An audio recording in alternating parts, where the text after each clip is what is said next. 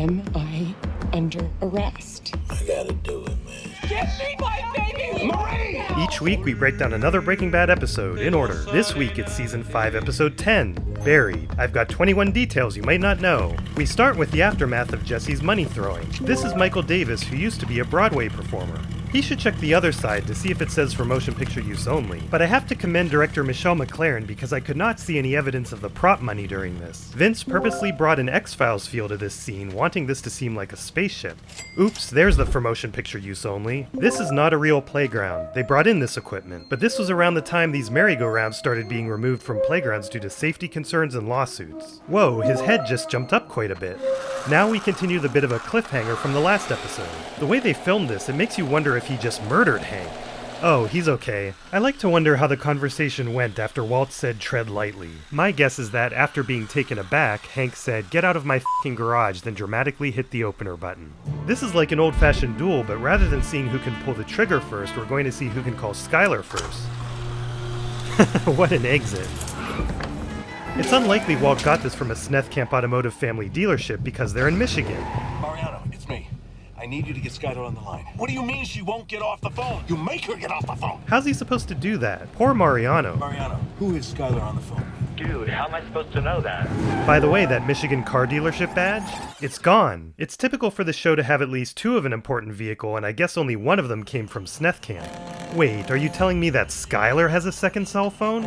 Actually, no, she's on her office phone. Where's Skyler?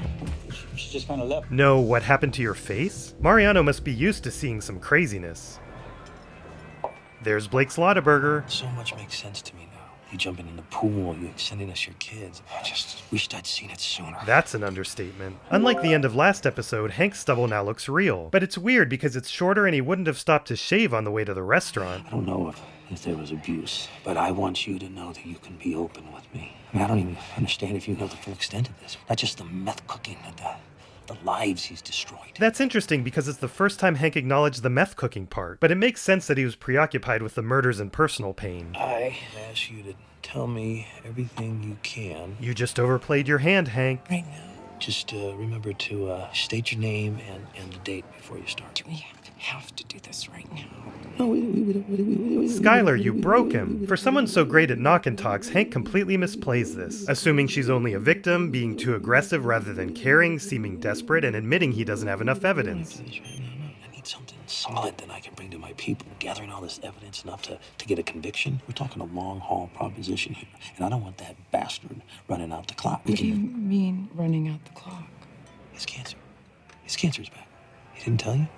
Who's to say it's even true? I got all these little pieces, but they don't mean much on their own. But when you start telling me what you know, I'll have them in lockup before the sun goes down. According to writer Tom Schnauz, Skyler was originally going to cooperate, but she sees the cancer as a way out. And like Walt says later, she's thinking, Please don't let me have done all this for nothing. Maybe I need a lawyer. No, you don't. You start bringing in lawyers, and they start putting up roadblocks where they don't need to be. Man, you know how it is when the lawyers get to it. Adversarial. Your best interest and mine are the same. Hank, you telling me not to talk to a lawyer doesn't sound like that at all.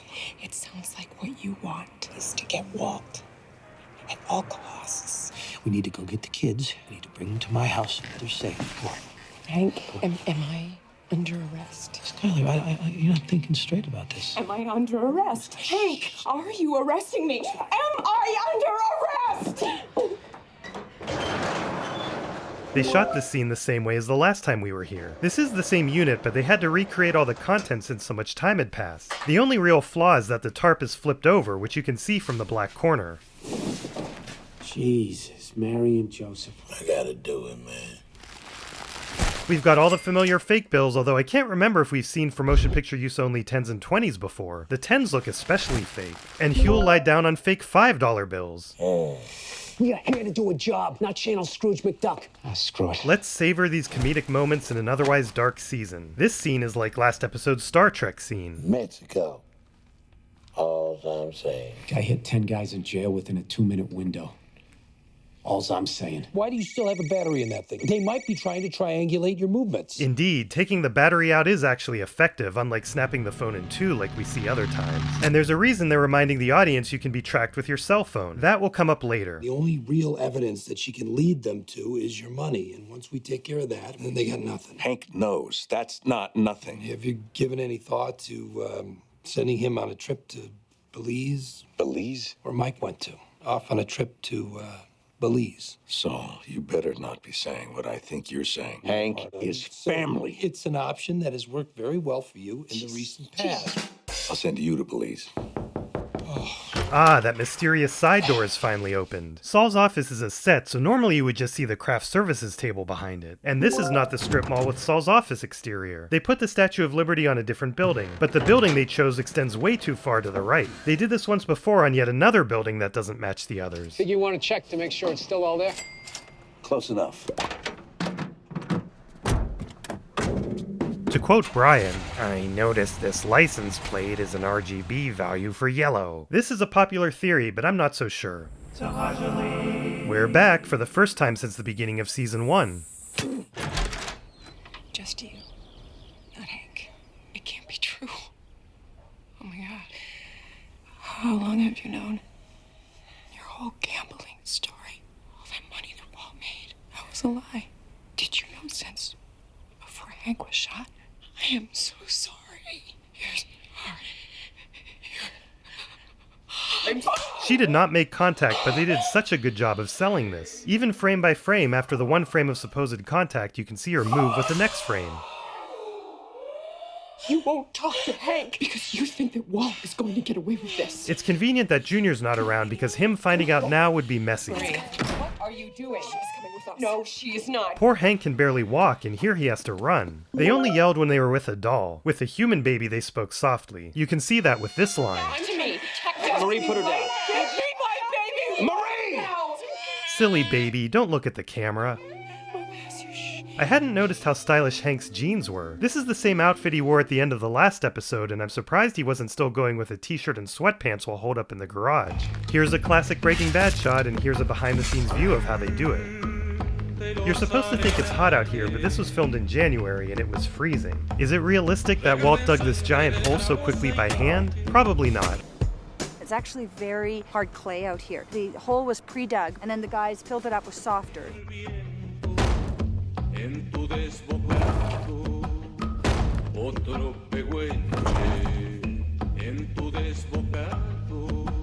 That reminds me of the plants they must have planted by the train heist tanks. 54, 59, 20, 106, 36, 52. These GPS coordinates point to the Albuquerque studios that were the headquarters for the Breaking Bad crew. You can see in an earlier frame that the numbers don't match what the GPS is actually showing.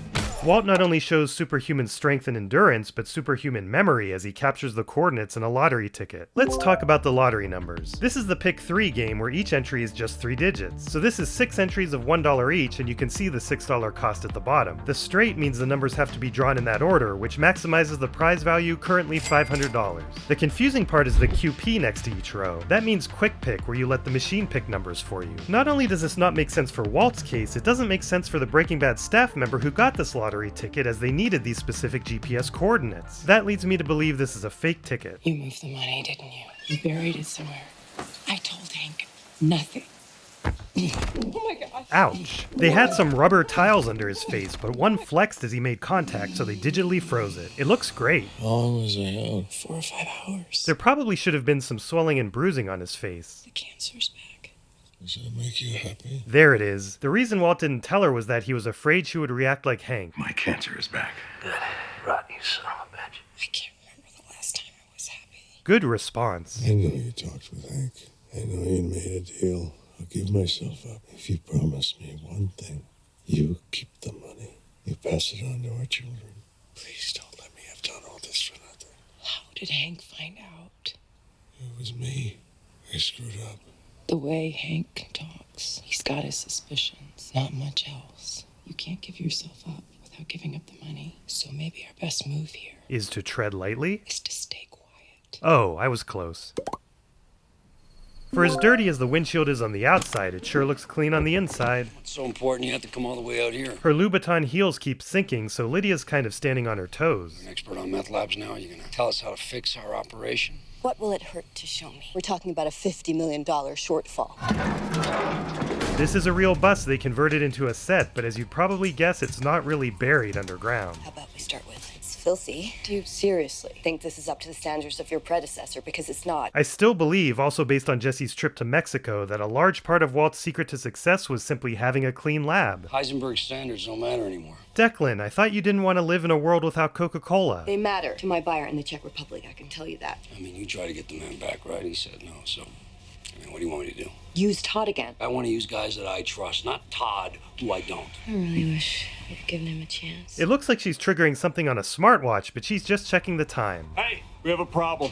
You stay here. And she doesn't ever type anything on her BlackBerry either. The ambush must have been pre-planned no matter how this went, and this is why the writers reminded us that people can be tracked with their cell phones. These days I don't think we need a reminder, but maybe people in 2013 did. There wasn't enough budget for an on-screen shootout, but this is very effective. Hello, ma'am, you okay? Besides, we'll get more important shootouts later. Safe to come up whenever you want. This is our first sign that Todd has a crush on Lydia. I don't want to see. Maybe just close your eyes. At one point, the writers thought about Lydia having a romantic relationship with someone like Walt or Jesse, but it ended up being a one-way thing with Todd. The shoes are a nice metaphor for being on board with murder, red, while avoiding seeing it. Are you kidding me with this? Uncle Jack. Of course Declan is the last to go, rather than his nameless sidekicks. Arnold!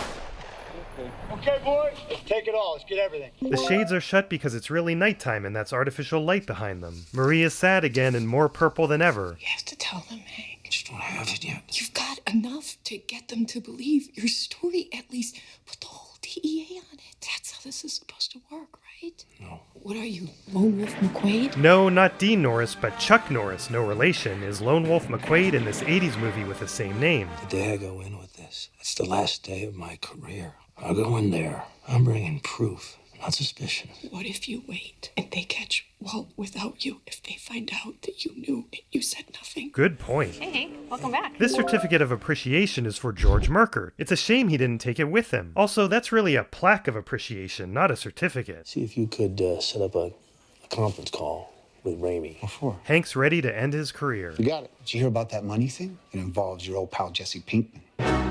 Jesse, you're never boring. Not boring at all. Hey, they're back. They rebuilt the set from scratch to match Face Off. Why were you tossing millions of dollars all over Albuquerque? Jesse's in every episode of Breaking Bad, but this one's unique because he doesn't say a single word. Skyler talks or sings in every episode, but you don't see her in Fly, so Walt's the only character you see and hear in every episode. I'm only asking for a couple minutes here. Maybe I can get him cranked up enough that he starts yapping. Maybe you could keep an eye on our suspect for us. Ooh, another cliffhanger. This is writer Tom Schnauz's dad, who passed away during the filming of this episode. The credits music incorporates sounds from the merry-go-round at the beginning. And now for more film artifacts I missed in previous videos. Oh my, here we go. Lopi Junker, Jenswa Cooch, Gorilla 219.